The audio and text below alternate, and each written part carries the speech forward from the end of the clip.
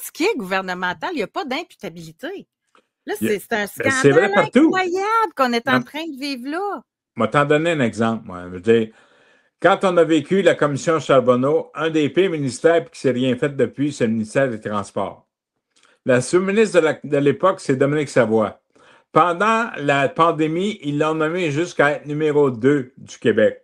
Là, c'est elle qui est présidente de la commission du conseil d'administration de la SAC. Bout de vierge, quand on fait des dépenses puis qu'on les accepte, il faut que ça passe par le conseil d'administration.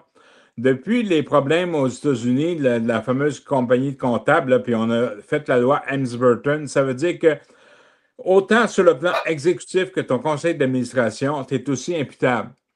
Moi, là, comme de raconter un exemple, puis je sais pas si je vais déjà compter, mais quand je suis devenu maire de Montréal en 2013, j'avais juste un homme d'affaires qui m'appuyait. Cet homme d'affaires-là était président du conseil d'administration de Tourisme Montréal.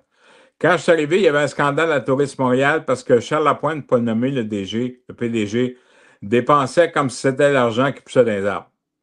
Écoute, un béret blanc, t'es content là, parce que c'est comme si l'argent était imprimé là, puis que ça poussait dans les arbres. Là. Le Monopoly avait qu'à se rhabiller.